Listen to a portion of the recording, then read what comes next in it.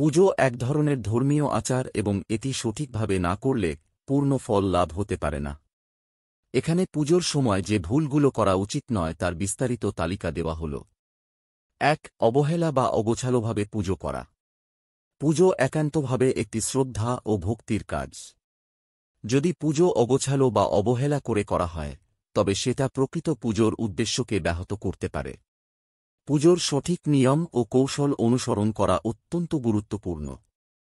ভুল: পুজোর উপকরণ না রাখাটা বা সঠিকভাবে সাজানো না হওয়া। শুদ্ধতা: পুজোর উপকরণ সঠিকভাবে প্রস্তুত রাখা, যেমন ফুল, ফল, পাটের চাটি, ধূপ, দীপ ইত্যাদি। ২. নোংরা বা অপবিত্র হয়ে পুজো করা। পুজোর সময় শুদ্ধতা অত্যন্ত গুরুত্বপূর্ণ। শরীর, মন এবং পরিবেশ সবকিছু শুদ্ধ থাকতে হবে। যদি পুজো করার সময় শরীরে বা পরিবেশে অপবিত্রতা থাকে তবে তা পূর্ণতা পায় না। ভুল: পুজোর সময় গন্ধযুক্ত বা অস্বাস্থ্যকর অবস্থায় থাকা, অপবিত্র কাপড় পরা, হাত পা ধোয়া না। শুদ্ধতা: পুজো শুরু করার আগে শরীর ও স্থান শুদ্ধ করা, ভালো গন্ধযুক্ত ও পরিষ্কার কাপড় পরা, পুজোর আগে হাত পা ধোয়া।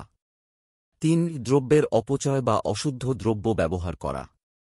পুজোতে ব্যবহৃত প্রতিটি দ্রব্য যেমন ফুল, ফল, উপহার বা যেকোনো বস্তু পবিত্র।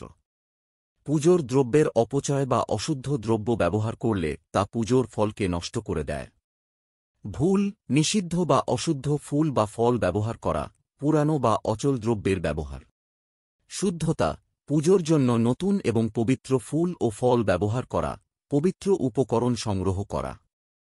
৪. পুজোতে মনোযোগের অভাব। পুজোর সময় মনোযোগ দেওয়া অত্যন্ত গুরুত্বপূর্ণ।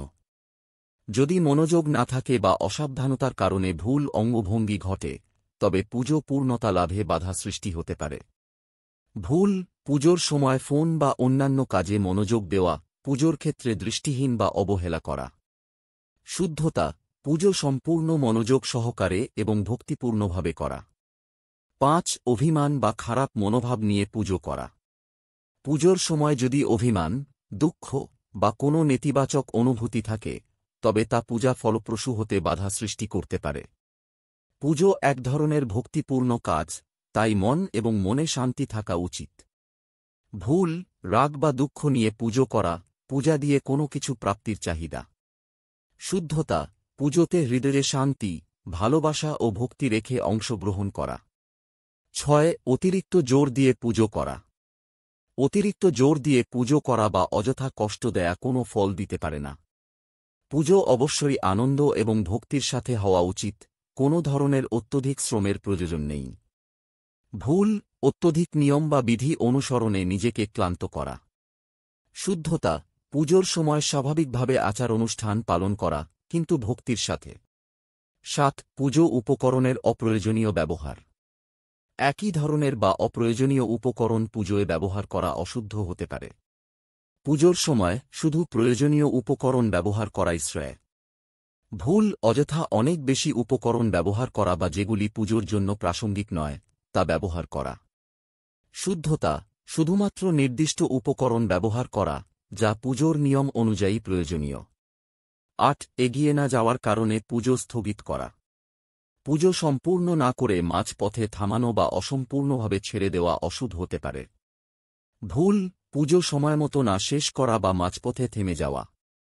শুদ্ধতা: পুজো শেষ না হওয়া পর্যন্ত একাগ্র মনোযোগ দিয়ে চলতে থাকা। ৯. অশুদ্ধ জায়গায় পুজো করা। পুজো করার জায়গা শুদ্ধ এবং পবিত্র হওয়া উচিত। যদি পুজো স্থান অশুদ্ধ থাকে তা পুজোর ফলের ক্ষতি করতে পারে।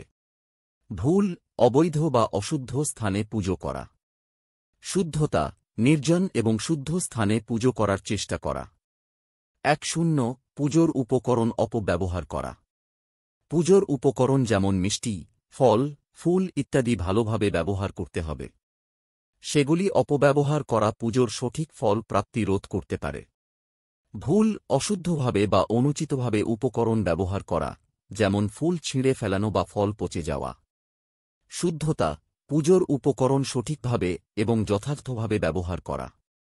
পুজো একটি গুরুতর এবং মহিমাময় ধর্মীয় আচরণ, যেখানে খুঁটিনাটি বিষয়ের প্রতি শ্রদ্ধা, শুদ্ধতা এবং মনোযোগ দেওয়া অত্যন্ত জরুরি।